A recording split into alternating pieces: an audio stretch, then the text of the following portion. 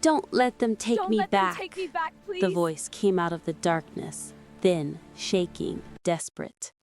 Ethan Hale turned toward the gate. He had not planned to be home that night. The storm swallowed the road leading to the Hale estate, rain hammering against iron gates as the security lights flickered in the darkness. Out of the trees beyond the fence, a figure appeared. She was running, not with the steady rhythm of someone who knew where they were going, but with the frantic, uneven desperation of someone who had already run too far and could not afford to stop. Her bare feet slipped against the wet gravel. Her breath came in sharp, panicked gasps, and the thin fabric of her dress clung to her body, torn at the sleeve and streaked with mud. Rain plastered her hair to her face, and beneath the rain there was blood, fresh and dark at the corner of her mouth. She did not slow down when she reached the gates.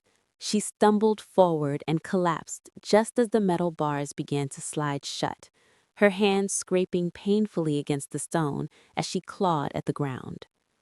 "Please," she whispered, her voice barely audible over the storm, "please don't let them take me back." Inside the estate, a black SUV slowed abruptly. The driver's hands tightened on the wheel as he leaned forward, squinting through the rain-smeared windshield. "Sir," he said carefully, "there's someone at the gate." In the back seat, Ethan Hale lifted his head. He had not planned to be home that night. He had left the city hours earlier without notifying anyone, driven alone to a quiet cemetery on the outskirts of town. The flowers he had placed on the grave were still fresh in his mind, their pale petals trembling slightly in the wind as he had stood there longer than he meant to, staring down at a name that had followed him like a shadow for years.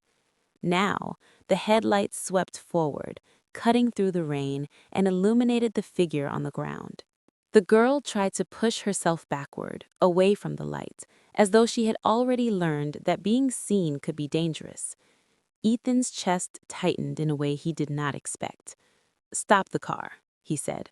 The driver hesitated. "Sir, it's not safe."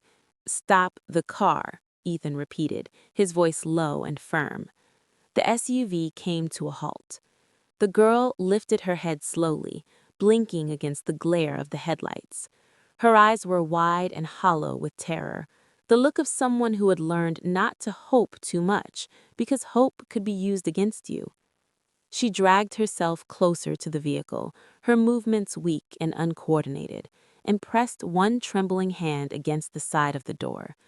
"Please," she cried, her voice breaking completely now, "I'm begging you, don't send me back." The driver turned halfway toward Ethan, uncertainty written all over his face. "Should I call the police, sir?" At the word police, the girl reacted as though she had been struck. "No," she screamed, the sound tearing through the rain and echoing off the estate walls. "No, please, don't. She'll lie. She always lies. She'll say I'm sick. She'll say I'm dangerous, and then she'll take me back." Her words dissolved into sobs she could no longer control. Ethan felt something inside him give way. Years ago, someone else had begged in almost the same voice, on a night that had also been filled with rain and unanswered questions. He had been younger then, distracted, convinced that he could fix everything later. By the time he had turned back, later had already passed. "Open the door," he said quietly. The driver looked at him in surprise. "Sir." "Open it." The lock clicked. The girl did not wait. She pulled the door open herself and collapsed into the back seat, curling inward, her body shaking violently as though she were trying to disappear into the leather upholstery. "Thank you," she whispered over and over again. "Thank you. I won't cause trouble. I promise I'll be quiet." Ethan said nothing. He only nodded once. As the car began to move and the gates slid closed behind them, a figure stepped out of the shadows near the road. A woman stood there in the rain, her posture rigid, her face sharp and unreadable. She did not shout, she did not run after the vehicle, she simply watched, her eyes following the red glow of the taillights as they disappeared into the storm. Inside the car, the girl let out a small, broken sound and pressed her forehead against her knees. "She's still out there," she whispered. "She'll find me." Ethan stared straight ahead, his jaw tight, a familiar fury rising quietly in his chest. Not this time, he thought. The estate felt impossibly quiet once the gates closed behind them. The storm continued outside, rain striking glass and stone with unrelenting force, but inside the walls, the sound softened, as though the house itself had learned how to keep secrets. The girl hesitated just inside the doorway, her wet footprints marking the polished floor before she realized what she was doing and froze, eyes wide with shame. "I'm sorry," she said quickly, her voice small. "I didn't mean to make a mess. I can clean it. I'll clean everything." "You don't need to," Ethan replied, though the words felt unfamiliar in his mouth. He had spent most of his life correcting, controlling, erasing disorder. Compassion was not something he practiced aloud. From deeper inside the house, measured footsteps approached. Mrs. Adele emerged from the hallway, her silver-streaked hair pulled back neatly, her expression calm but alert. She took one look at the girl and her eyes softened, not with pity, but with something steadier, something earned over decades of seeing human pain up close. "Sit," she said gently, pointing toward a cushioned bench near the entrance, "before your legs forget how to hold you." The girl obeyed instantly, lowering herself as if afraid the floor might vanish beneath her. Her hands trembled in her lap, her body still braced for impacts that did not come. Adele draped a thick towel around her shoulders without asking permission. When the girl flinched, Adele paused, then resumed slowly, deliberately, making sure each movement carried no threat. "You're safe for now," Adele said quietly. "No one is touching you without your consent in this house." The girl swallowed hard, her eyes filling despite her efforts to remain composed. "They always say that. Then they change their minds." Adele met her gaze steadily. "Then let this be the first time someone keeps their word." Ethan stood a few steps back, watching the scene unfold in silence. The estate had not held this kind of moment in years. It had been designed for efficiency, not comfort, for privacy, not healing. And yet, something about the girl's presence seemed to expose how hollow those choices had been. "What's your name?" Adele asked. The girl hesitated before answering. "Mira." "Mira," Adele repeated, as if anchoring the name into the walls. "I'm going to help you get warm, then we'll see about the rest." She guided Mira toward the guest wing, moving at a pace that allowed the girl to follow without feeling chased. Ethan watched until they disappeared down the corridor, then turned away, pressing his palm briefly against the cool glass of the nearest window. He told himself he had done the right thing. He also told himself not to get involved. Both thoughts felt equally fragile. Mira slept for nearly 12 hours. When she finally woke, it was to silence so complete it felt unreal. The room was large, understated, and filled with soft morning light filtering through sheer curtains. She lay still for several minutes, listening for raised voices, sudden footsteps, anything that might signal danger. There was nothing. A folded set of clean clothes rested on a chair near the bed. A glass of water sat within reach. The door was closed, but not locked. She swung her feet to the floor cautiously, half expecting the warmth beneath them to vanish. It didn't. Downstairs, Ethan sat at the long dining table, untouched breakfast cooling in front of him as he stared absently at his tablet. He had already reviewed security footage twice, pausing at the moment the woman had appeared near the gate. Calm, controlled, watching. That detail unsettled him more than shouting ever could. "Sir?" Adele said from behind him. "She's awake." Ethan nodded. "Is she all right?" Adele considered him for a moment. "She's alive. That's where we'll start." Mira entered the room quietly, stopping just short of the table. She clasped her hands together, her posture careful, as though she was standing in front of authority rather than hospitality. "Good morning," Ethan said, standing without thinking. The gesture surprised both of them. "Good morning, sir," she replied quickly, lowering her eyes. "You don't need to call me that. My name is Ethan." She nodded, but did not repeat it. They ate in silence, broken only by the soft clink of cutlery. Mira ate slowly, pausing often, as though waiting for someone to tell her she had taken too much.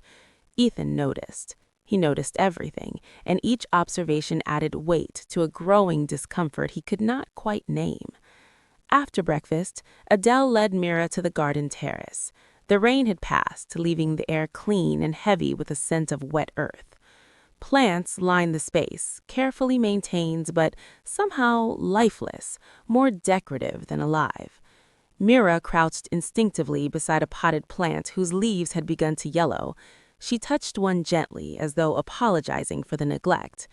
"It just needs water," she murmured. Ethan watched from the doorway, something tightening in his chest. He had built a fortress meant to keep pain out. Instead, it had kept a life out with it. That afternoon, the first sign of trouble arrived quietly. Adele received a call. She did not put it on speaker, but the tension in her shoulders was unmistakable. They were asking questions. A woman, well-dressed, polite.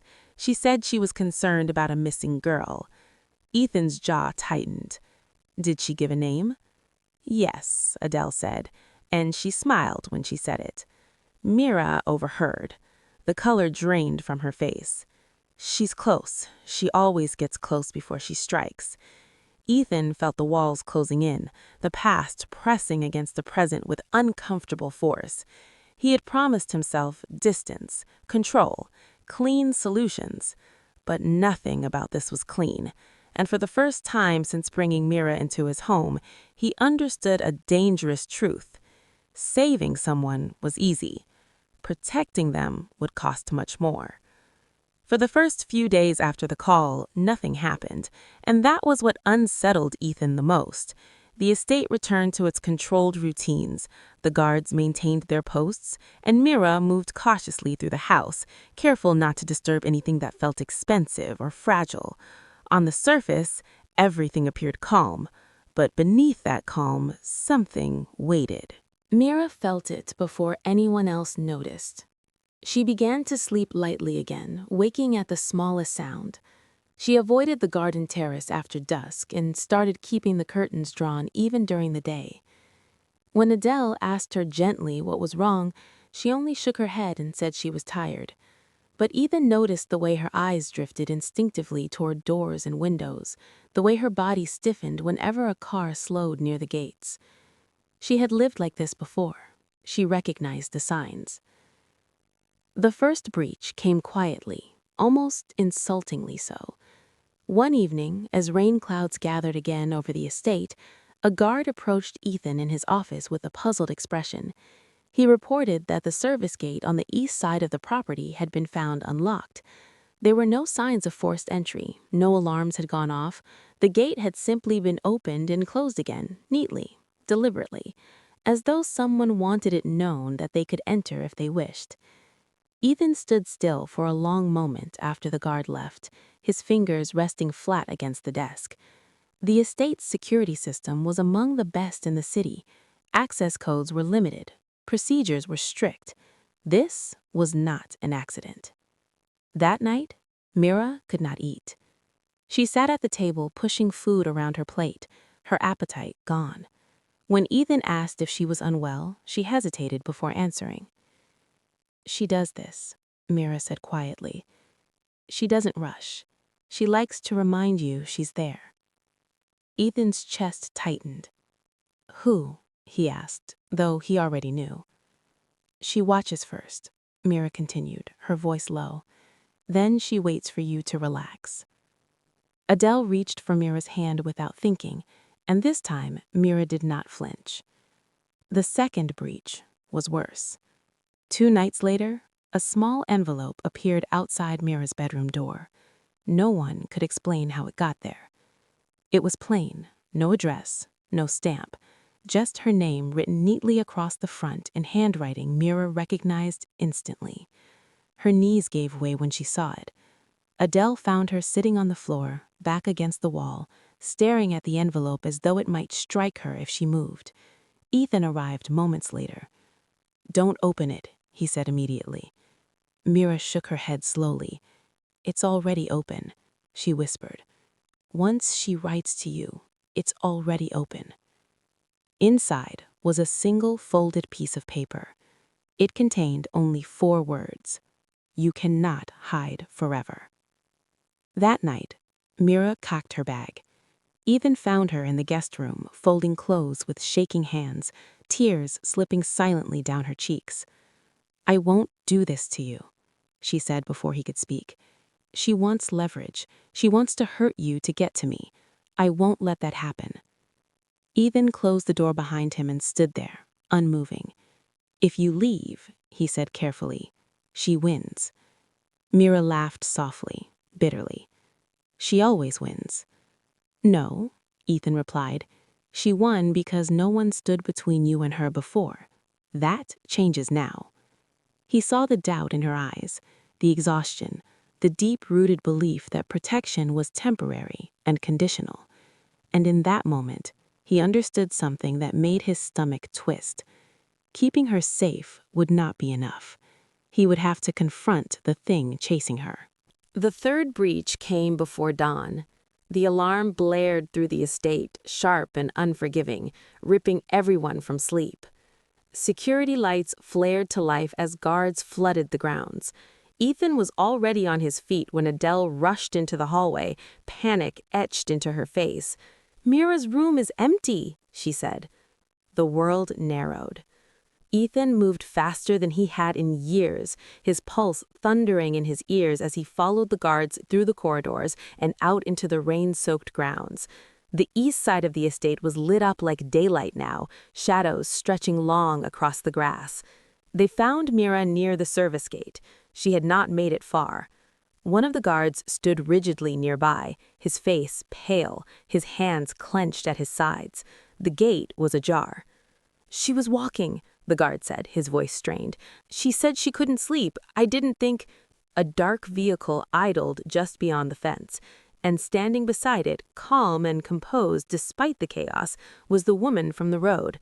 She smiled when she saw Ethan. "You have something that belongs to me," she said evenly, raising her voice just enough to be heard. "I've come to collect." Mira froze. Ethan stepped forward without hesitation, placing himself squarely between them. "She doesn't belong to anyone," he said. The woman tilted her head slightly, studying him with detached interest. "You think money makes you powerful, but you don't understand what this is. She is unfinished business." Security closed in, weapons ready but restrained.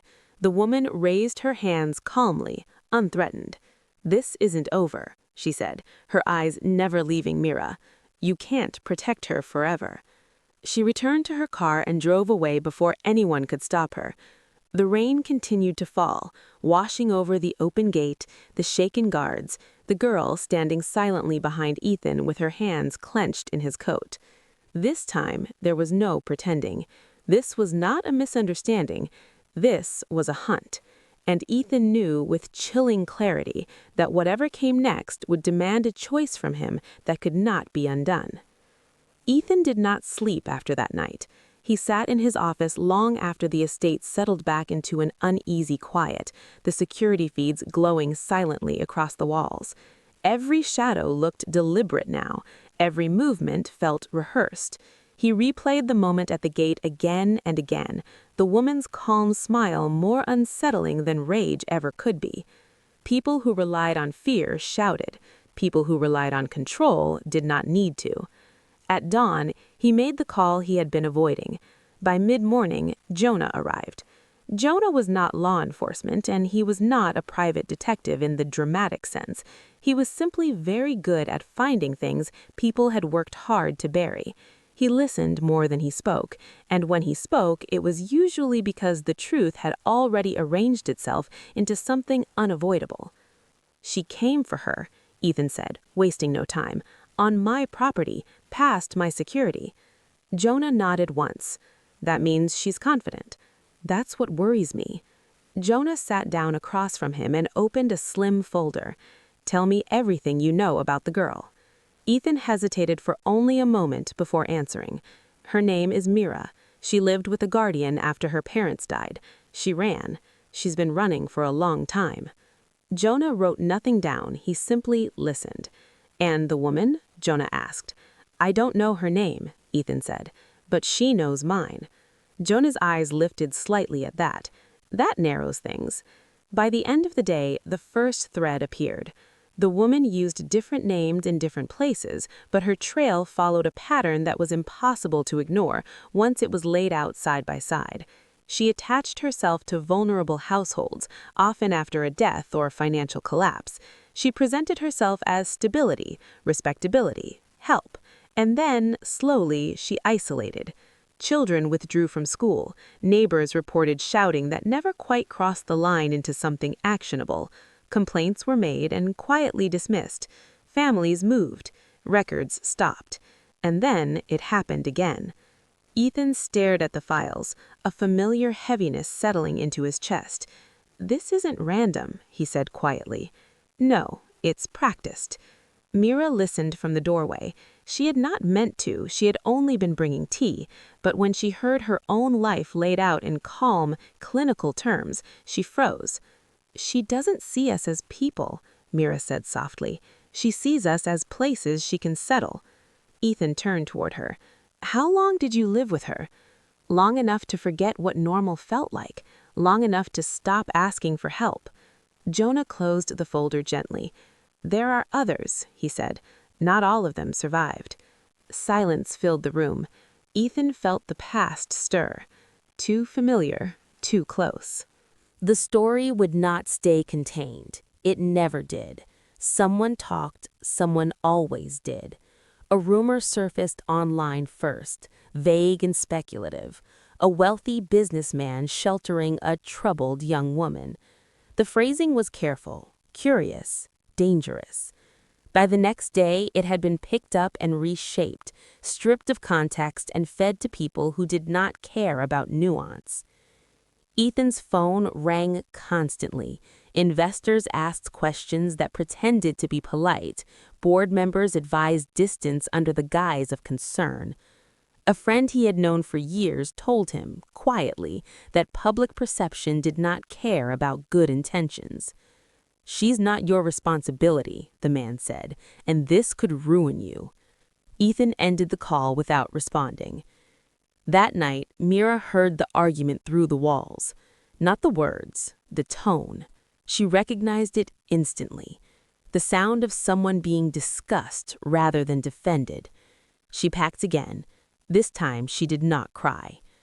Ethan found her by the service staircase, her bag at her feet. I won't let this destroy you, she said calmly. You've already lost enough. Ethan looked at her for a long moment before answering. Do you know why people like her succeed? He asked. Mira shook her head. Because everyone calculates the cost of stopping them, he said, and decides it's too high. He picked up her bag and set it aside. I won't make that calculation. Mira searched his face, looking for doubt. She found none. The woman came again, but this time she did not cross the gate. She waited. A message arrived through an anonymous number. You can't keep her hidden forever. Let's talk like adults. Jonah advised restraint. Security advised caution. Every rational voice said the same thing. Ethan listened, and then he made a choice. They met in a public place, not alone, not unprotected, but visible. The woman arrived precisely on time, dressed impeccably, her expression almost pleasant. You're making this harder than it needs to be, she said, as she sat across from him. You're finished, Ethan replied calmly. You just don't know it yet. She smiled. People have said that before. Yes, Ethan said. They didn't bring evidence. For the first time, something flickered in her eyes. Not fear, recognition. Within weeks, the walls closed in. Accounts froze, records surfaced, former neighbors spoke. Patterns became undeniable when viewed together. The story shifted, slowly but decisively. This time, there were too many witnesses, too many names, too much truth. She did not go quietly, but she went. The estate did not return to what it had been before. It could not. Mira stayed.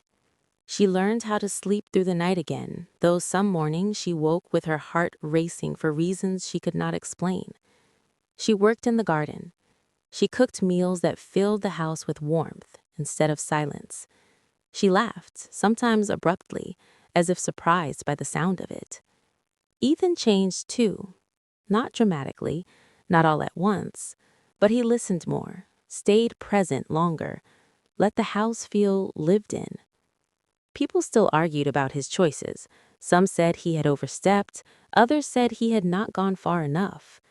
Ethan accepted that, because the girl who had once collapsed at his gate no longer flinched at footsteps behind her, because the woman who had hunted her could no longer reach anyone, because some things were worth the cost. Mira stood beside him one evening, watching the sun sink behind the estate walls, and for the first time, the future did not feel like something to run from. It felt like something to step into. The first thing Mira asked for after everything settled was not comfort and not reassurance. She asked for space. It surprised Ethan more than the danger had. "I need to leave the estate sometimes," she said one morning, her voice steady but careful. "I need to learn how to walk through the city without checking over my shoulder every minute. If I don't, I'll always belong to this place instead of myself." Ethan understood the logic immediately. Emotionally, it felt like letting go of a railing while standing at the edge of a high place. "I can assign security at a distance," he offered. "They won't interfere." Mira shook her head gently. "That's not distance, that's a shadow." The words landed heavier than she intended. Ethan looked away, forcing himself to hear what she was actually saying instead of what it stirred in him. "I don't want to disappear again," she continued, "but I also don't want to become someone who only exists because someone powerful decided to protect her." That night, she left the estate alone for the first time. She did not go far, just a small cafe near the main road. She sat by the window, hands wrapped around a warm cup, watching people move past without noticing her. The normalcy felt unreal.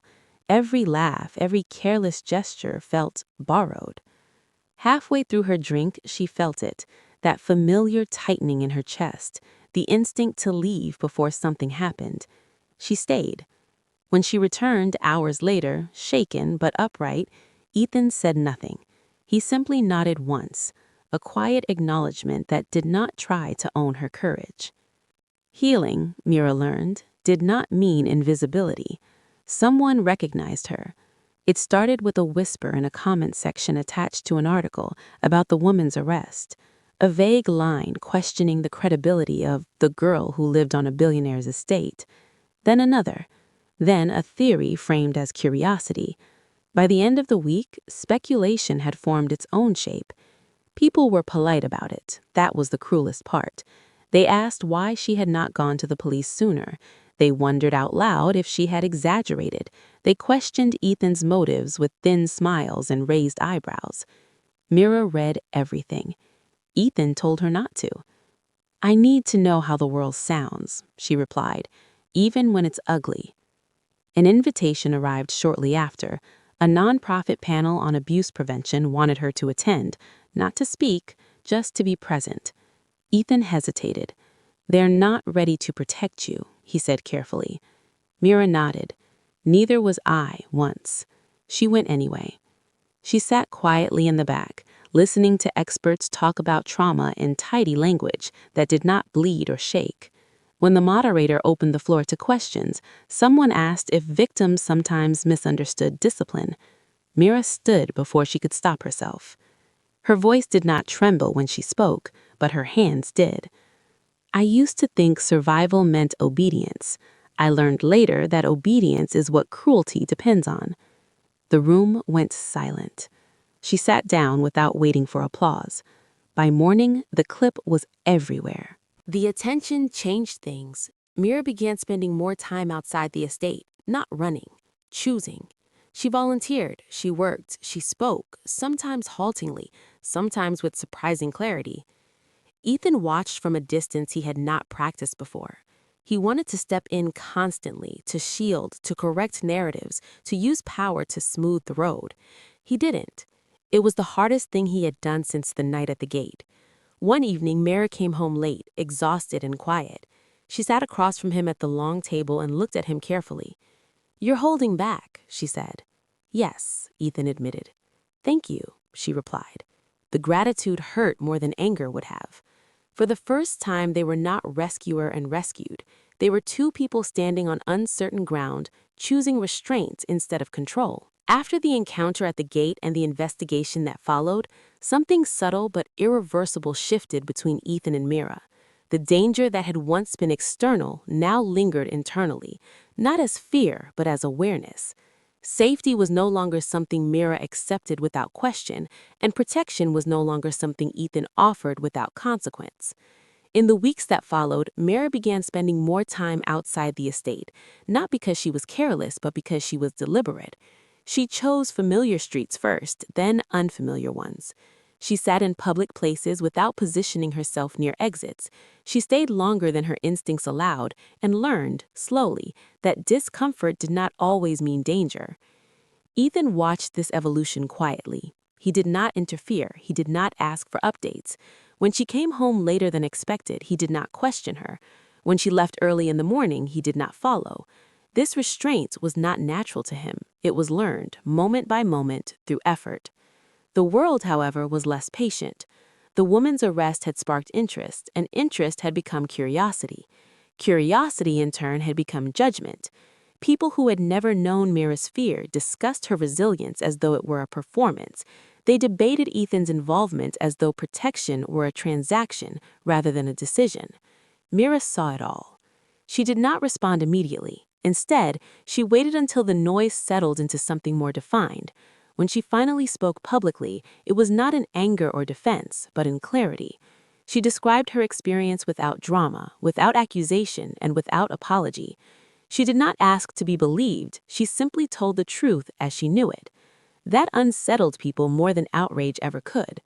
Support arrived unevenly. Some organizations welcomed her cautiously, others distanced themselves entirely. One partnership dissolved without explanation, another stalled indefinitely. Mira felt the old instinct return, the familiar urge to leave before rejection could harden into something worse. This time, she stayed. She moved into a small apartment closer to the city, not as an escape from the estate, but as a declaration of independence. It was modest, imperfect, and hers. Ethan helped her move without comment, carrying boxes up narrow stairs and leaving without lingering. When she thanked him, he nodded once and said nothing more. Their relationship did not fracture, it changed shape. They spoke less often, but more honestly. They met without obligation, they allowed silence without fear. The space between them was no longer filled with rescue or debt, it was filled with choice. Months later, Mira was invited to speak at a small event, not as a symbol, not as a headline, but as a voice. She hesitated before accepting, aware of the risk, aware of the scrutiny. Ethan did not advise her either way.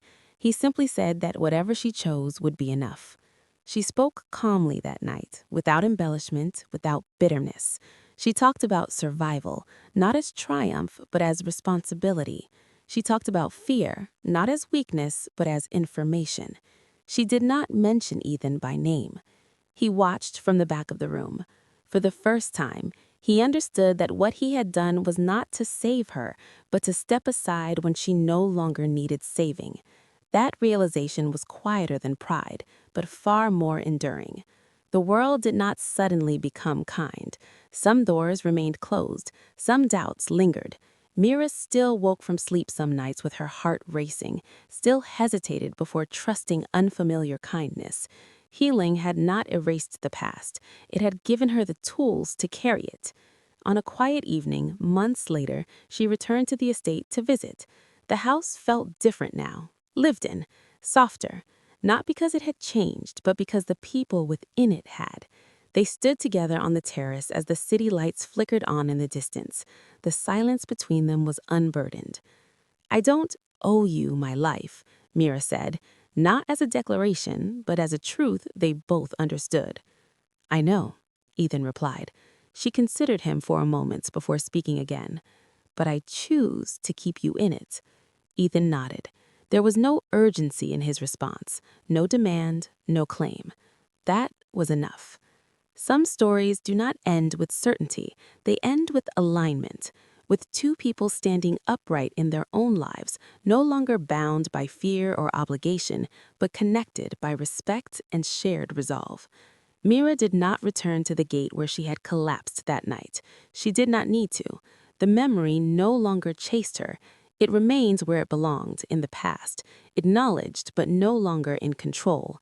And Ethan, who had once believed power was measured by how much he could prevent, learned instead that its truest form was knowing when to step back.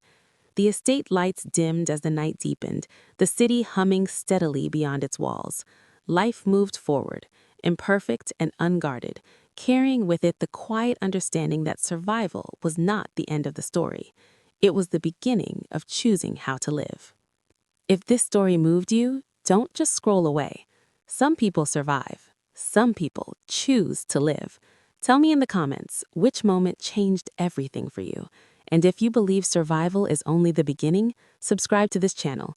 There are more stories waiting. Stories about courage, restraint, justice, and the quiet strength it takes to choose differently. Like this video so more people can find it. Subscribe so you don't miss the next story. Because sometimes the most powerful battles are the ones fought without applause. And the next one starts soon.